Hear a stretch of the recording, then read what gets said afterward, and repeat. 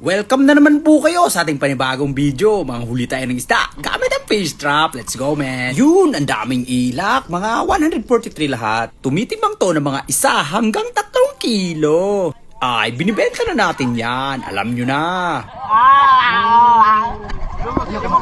Estimated namin sa mga isdang to, umaabot to ng mga 200 plus kilos. Kaya thank you po. What's up mga ka-adventure? Adventure na naman! Magandang araw sa ating lahat. Andito pa rin tayo sa Mayo Shipping ng Sibulan. Warren Adventure pa rin to. Pupuntahan muna natin ang ating fish trap. Magbabakasakali tayo na makahuli ng isda ngayon kasi ang sarap kumain ng isda. Mag-sotokil. Alam nyo na yun. Sugba, tula at kinilaw. Uy, sa LA. Ay, hindi na natin patatagalin to. Ayun ang fish trap. Ang daming laman, di ba? Sumilip pa nga. Yan nga pala ang pinagmamalaki naming fish trap. Oo, ang laki niyan. Mukha lang maliit tingnan, no? Pero grabe, ang laki niyan. Pasensya na kayo kung hindi ko na-videohan yung sa ilalim niya. Kasi nga, ang sakit ng tenga ko. Hindi ko pa kayang sumisid ng malalim kasi ang sakit. Ayun, nibulo na nga.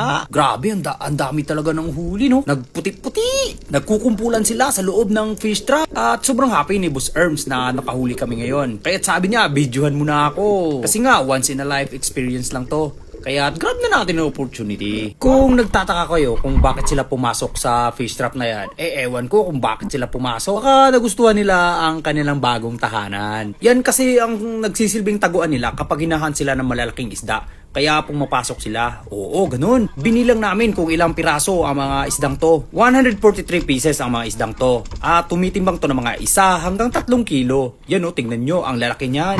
Jutayra, guys. Jutayra, guys. Jutayra, guys. Jutayra, guys. Jutayra, guys. Jutayra, guys. Singot, guys. Oh, singot. Singot, guys. Singot. Nasa 100 kilo lang, guys. At grabe talaga, hindi namin ma-explain yung nararamdaman namin na sobrang saya namin. Kasi tingnan nyo naman sinong hindi matutuwa dyan. Ang dami! Paldong-paldo talaga to. Ayun, gakisi-kisi. Sabi nga pala ni Jessica TV, agay to so.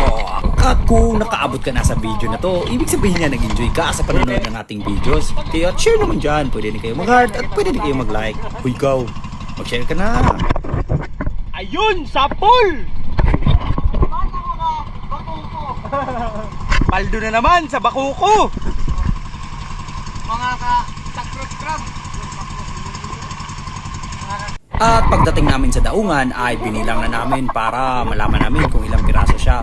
At ma-estimate namin kung gaano ba talaga sila kabigat. Oo, kung ilang kilos ba talaga lahat sila. Kaya kung bago ka pa lang sa page ito, ay follow mo na para updated ka sa mga ilalabas kong videos. Meron tayong iba't ibang klaseng adventure. Meron tayong spear fishing, bubu fish trap, catch and cook, at iba pa. Basta tungkol sa fishing yan. Ayan kita nyo naman. Punong-puno na ang cooler niyan.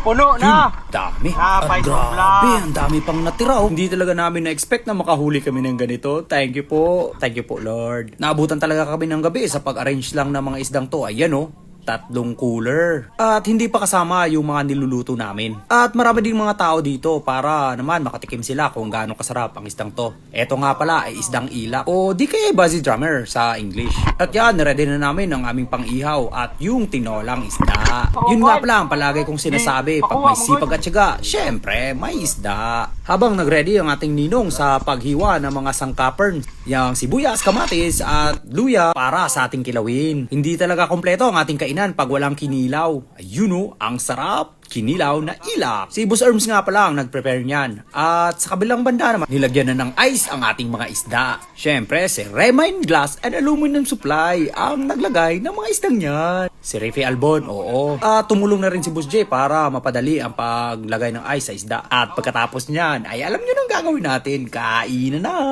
Ay hala, gabukal-bukal ang sabaw. Tinakman na ni Makers yan. Grabe, mukhang hamaryo. Siyempre, unang tikim. Kinilaw, ang sarap. At saka kanin. Gutom at pagod talaga ang aming naabot dito. Pero ang daming blessings naman. Kaya ang sarap ng kainan na yan. Ayun grabe kumain si Boss G. Number 1 talaga namin gagawin ay magpapasalamat sa Panginoon na binigyan kami ng mga maraming blessings ngayong araw. At saka nga pala, salamat din sa inyong suporta at walang sawang pagkikilig ng ating mga videos. Stay safe and God bless sa inyo mga ka-adventure. Hanggang sa susunod nating adventure. Namin mga paldo. Celebrate muna kami. Let's go mga ka-adventure. Dundo kay dito kabulakan diluto. May apple. Why? Hindi po yan, may apple po. Bali, bita. Edit lang, edit naman na tayo. Oo.